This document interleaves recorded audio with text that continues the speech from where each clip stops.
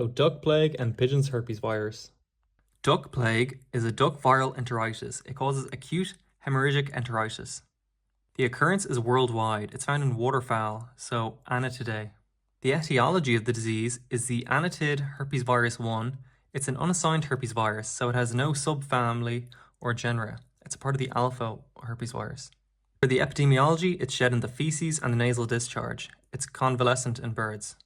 Wild waterfowl contaminate open waters, and this leads to porous uptake in goose, ducks, and swan. All of them are susceptible. It has 100% morbidity, and the mortality is around 15 to 25%. Older birds are more susceptible, especially layers.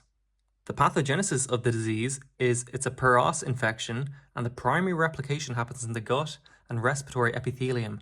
This leads to a viremia and spreads to the gut and the lungs, and it causes blood vessel damage, which leads to necrosis, hemorrhages, and fibrin. The clinical signs are it can affect birds at any age. It causes fever, anorexia, lethargy, bloody diarrhea, and urate crystals, rhinitis, conjunctivitis, and nasal discharge. The rhinitis leads to sneezing, and the conjunctivitis leads to eyelid edema, which leads to decreased egg production. And overall, you see an increased flock mortality. The incubation period is around 3 to 7 days, and I expect to see depression, respiratory signs, and bloody diarrhea. In the pathology, expect to see hemorrhages in all tissues and blood in the body cavities. Erosions can be seen in the GI tract, especially the esophagus, the cloaca, and the rectum. The liver has a pale copper color and is enlarged. We can see dystrophy. And the pseudomembranes are dipteric. In the histopathology, we can see lymphocytic infiltration and intranuclear inclusion bodies in the intestines. The diagnosis, just look at the clinical signs and the post-mortem signs. These are the preliminary diagnosis. And then for the lab diagnosis, to confirm, PCR is the best. And you can also, the isolation is in the embryo egg. Serology is not so good in the acute diseases. There's no treatment, but for prevention, there's a chicken embryo adapted modified live virus. It's given 3 to 4 weeks before the laying period. The next disease is the pigeon herpes virus. It affects number 1, the upper respiratory tract, number 2, the liver, and number 3, the pancreas.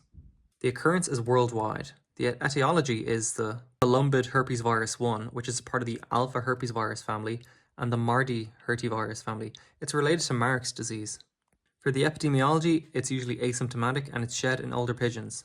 The mothers can infect through porous infection or an airborne infection, and it has a frequently co-infection with the circovirus and adenovirus.